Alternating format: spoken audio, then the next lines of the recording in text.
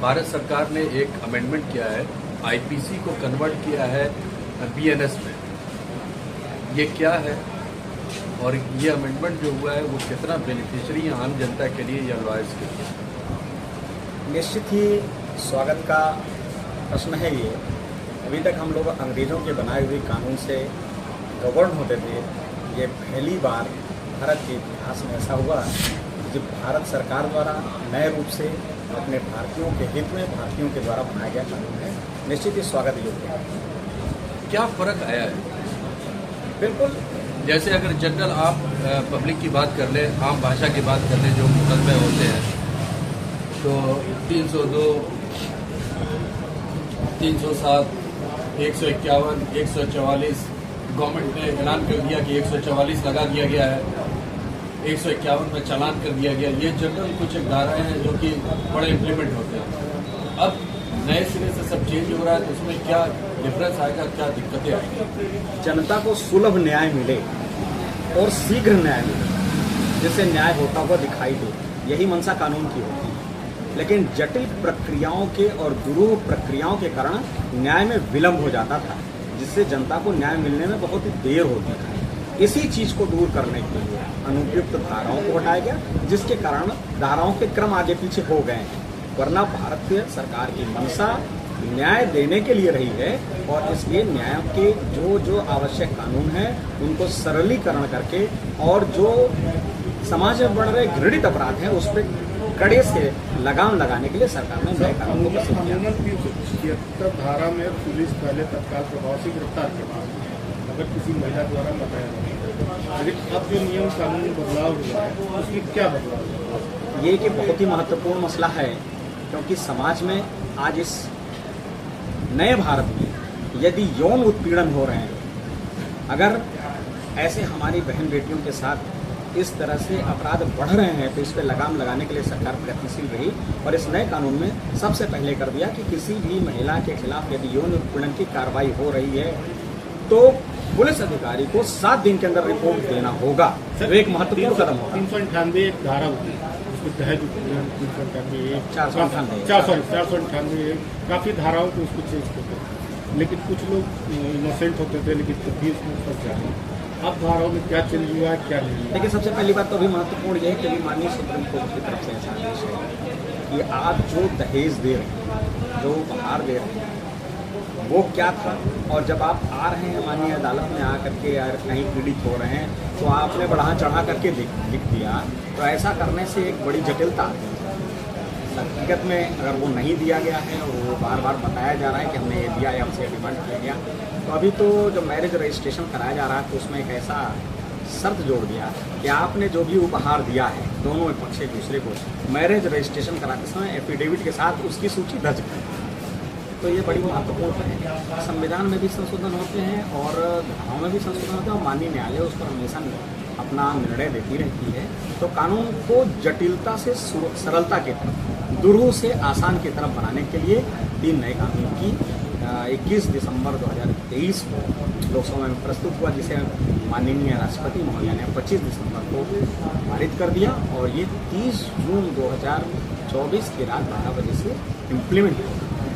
आपने अभी एक लाइन बोली कि आईपीसी में जटिल प्रक्रिया थी तो न्याय मिलने में देर लगती थी प्रक्रिया पूरी करने में, इसमें थोड़ा त्वरित कर दिया गया। जी, इसमें त्वरित क्या हुआ, तमाम ऐसे मामले उठे हैं जिसमें पुलिस की इंक्वायरी में तेजी हो और जब वो माननीय न्यायालय में प्रक्रिया अधीन हो तो उसमें भी कम से कम शीघ्र न्याय मिले, ऐसी व्यवस्था की गई। अभी विस्तृत कानून अभी हम लोग अध्ययन कर रहे हैं, जैसे वो उसमें बताया। लेकिन अगर विगत वर्षों की बात करें तो अभी विगत वर्षों में फास्ट ट्रैक कोर्ट का निर्माण किया गया और वहाँ पर भी बहुत तेज जो है इसका रिजल्ट आना शुरू हुआ। तो फास्ट ट्रैक कोर्ट और बीएनएस में क्या डिफरेंस है? देखिए, कोई भी कोर्ट जो अभी तक चल रही है वो आईपीसी और सीआरपीसी के अधीन चल रही है। जब वो नए कानून के इम्प्लीमेंट होने के बाद चलेगी तो वही कोर्टें और त्वरित न्याय देंगी और शीघ्र न्याय मिलेगा और सुंदर और सटीक।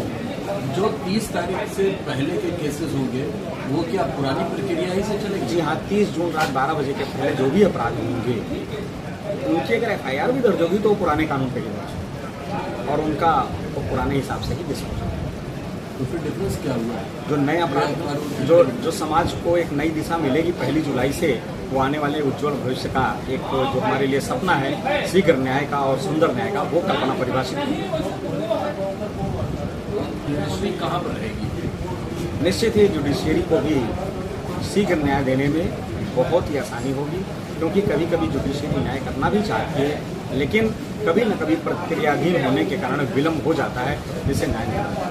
जुडिशियरी जब नए कानून के तहत आएगी तो उसमें जल्दी जल्दी डिस्पोजल करने की स्थिति मिल रही है, और जो कानून जो अपराध समाज में घृणित हैं उसमें कड़ी सजा देने का भी उनको अधिकार मिलेगा, जिससे समाज पर अपराध और अपराधियों पर अंकुश लगने में पर्याप्त सुविधा मिलेगी। एचजेएस या उसके ऊपर वाले पद के लोग, डिस्ट्रिक्ट जज और जज और पुलिस महकमे में जो ट्रेनिंग की बात हो रही है कि इनको ट्रेनिंग दिया जाएगा, लॉयर्स के लिए क्या है, अधिवक्ताओं के लिए क्या है?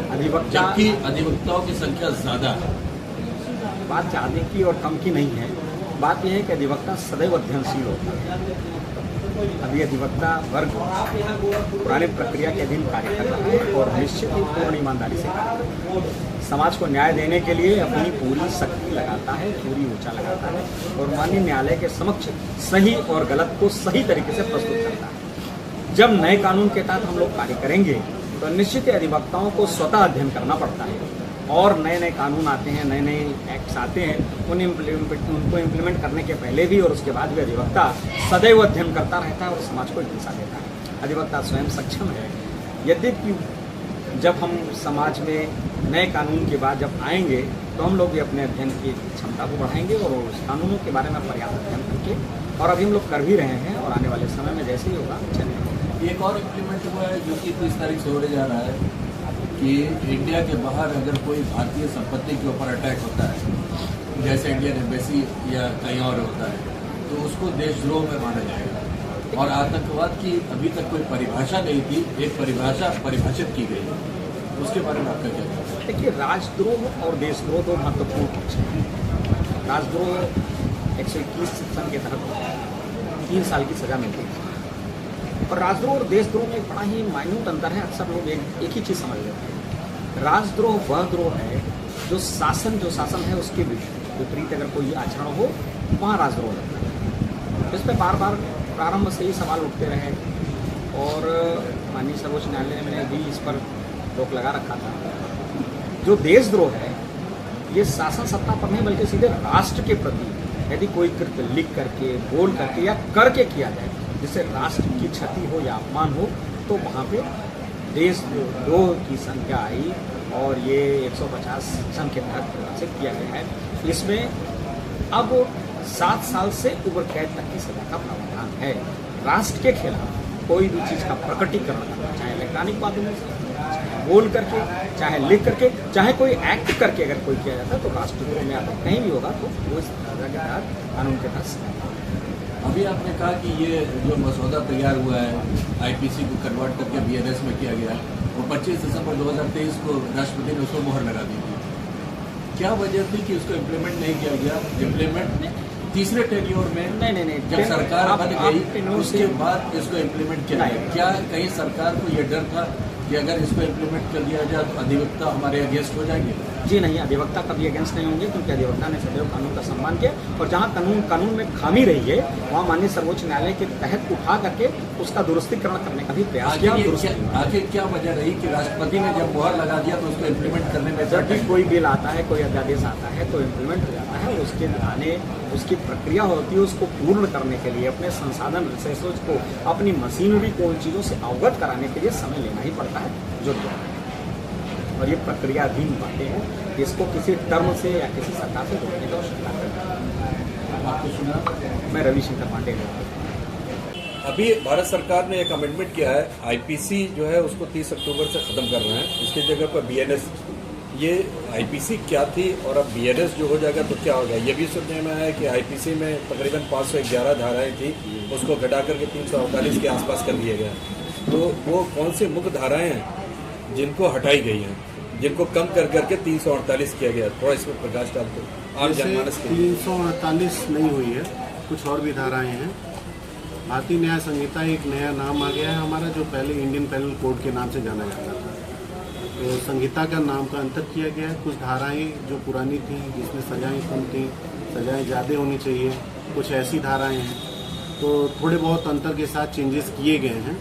और संहिता को हमारे यहाँ एक नया नाम दिया गया है, जिसमें प्रयास यह किया गया है कि जो पुराना अंग्रेजों के टाइम का जो कानून था, जिस प्रकार से चलता था, उसमें थोड़े बहुत अंतर करके हमारे भारतीय जनमानस के अनुरूप उसको बनाया गया। मूल चीज़ तो मूल उसका यही है तत्व। बाकी धाराओं के जो अंतर हुए हैं वो आपको एग्जैक्टली मैं अभी बता देता हूँ।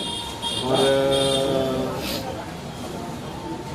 ज़्यादातर धाराएं जो हैं वो क्रम वाइज उसको कोरिलेट करने का काम किया गया है। जैसे 302 था हत्या, वो 100 पे आ गया है। इस तरह के अंतर किए गए हैं, उनमें क्रम का परिवर्तन हुआ है। आगे जो परिभाषाओं में क्या परिवर्तन? परिभाषाएं तो मूल ही होंगी भैया, परिभाषा कहाँ बदलेगी, सजा का अंतर होगा। कई धाराओं में जो अंतर किया गया उनमें सजा, जैसे आपने बीच में सुना होगा एक बात होती थी जो मोटर एक्सीडेंट के मामले थे, इसमें बड़ा विरोध भी हुआ था। तो उसमें कुछ धाराओं में सजा का अंतर किया गया था, जिसमें अगर एक्सीडेंट होता है, व्यक्ति भाग जाता है, तो उसमें सजा उसकी बढ़ जाएगी उम्र कैद तक की। लेकिन अगर वहीं पार्ट 1 उसका रीड किया जाए तो उसमें भी 2 पार्ट कर दिए गए हैं। पार्ट 1 में जो है जिससे एक्सीडेंट होता है, अगर वह सूचना देता है पुलिस को और साथ ही साथ घायल व्यक्ति को अस्पताल तक पहुंचाने का कार्य करता है, तो उसकी सजा कम हो जाएगी।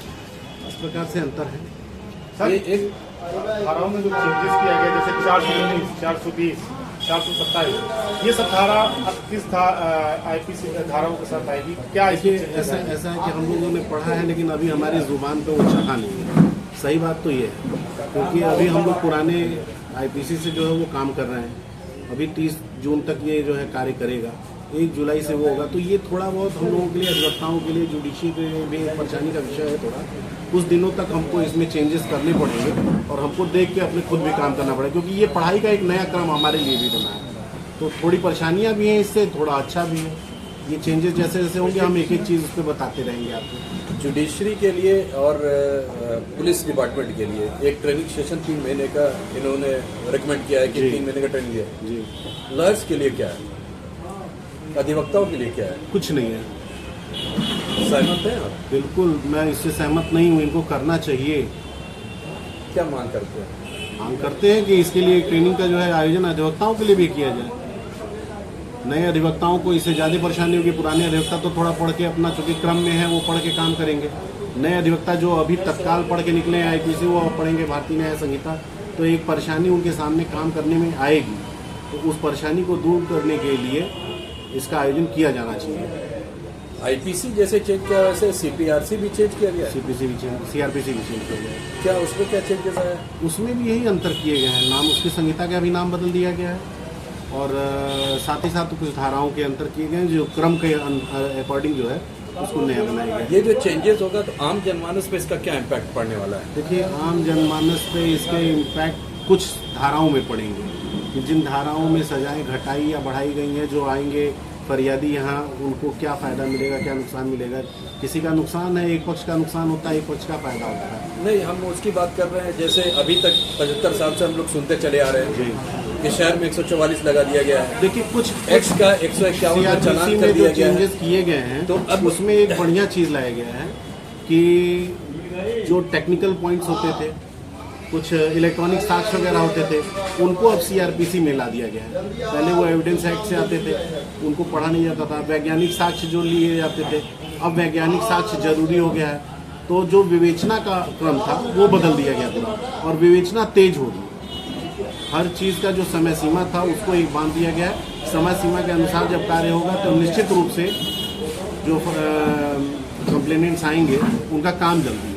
तो BNS के हिसाब से, आपके हिसाब से इसमें रिजल्ट हमारा जल्दी आएगा? बिल्कुल। तो अभी तो विगत कई सालों से फास्ट ट्रैक कोर्ट बनी हुई है जी, उसमें भी रिजल्ट बहुत तेज आ रहा है। बिल्कुल। तो दोनों में फर्क क्या है? दोनों में फ़र्क ये है कि फास्ट ट्रैक कोर्ट सारे मुकदमे एक साथ नहीं देख सकती है। अब ये जो नई संहिता आई है, ये हर कोर्ट पे लागू होगा। तो हर कोर्ट जो है वो उस तरीके से जब काम करना शुरू कर देगी, तो समझिए आप कि जो आज फास्ट ट्रैक कोर्ट काम करेगी, यही सारे कोर्ट्स काम करनी शुरू कर देंगे। तो निश्चित रूप से आपका प्रोडक्टिविटी जो होगी वो बढ़ जाएगी। 30 जून तक के जो केस होंगे वो आईपीसी के हिसाब से चलेंगे। जी 30 जून के बाद रात के 12 बजे के बाद जो होते हैं वो बीएनएस के हिसाब से चलेंगे। तो ये क्या डबल मार नहीं अधिवक्ताओं के ऊपर? नहीं, ऐसा नहीं है। देखिए डबल बोझ नहीं पड़ हम लोगों ने काम किया हुआ है तो आपके ज़्यादातर काम जो है वो कंप्लीट हो जाएंगे, इससे कोई दिक्कत नहीं होगी। थोड़ा बहुत बोझ तो पड़ेगा ही, जब दोनों को हमको देख के काम करना पड़ेगा, थोड़ा बोझ तो हमारा बढ़ेगा ही। कहीं कहीं थोड़ी गलती भी होने की संभावना इसमें बनती है, लेकिन आखिर नया कदम उठाना है तो हमें काम तो करना ही पड़ेगा। सर अगर माना जाए तो 4, 302, 306, 307 ये धारा होती थी, इसमें क्या चेंजेस लाया गया? सर 376 में क्या चेंजेस लाया गया? जैसे 498 एक धारा होती है, सर क्या चेंजेस उसमें कुछ लाया गया, कुछ बताइए। देखिए चेंजेस तो एज सच धारा का मूल चेंज तो धारा का हुआ है कि 376 था, अब ये 65-66 पे आ गया है मेरे ख्याल से। एक बार मुझे भी देखना पड़ेगा, क्योंकि मैंने आपसे कहा ना कि अभी हम लोग चूंकि उसकी वर्किंग में नहीं आए हैं, इसलिए वो चीज़ें अभी हमारे उतनी ज़बान पे चढ़ी नहीं है।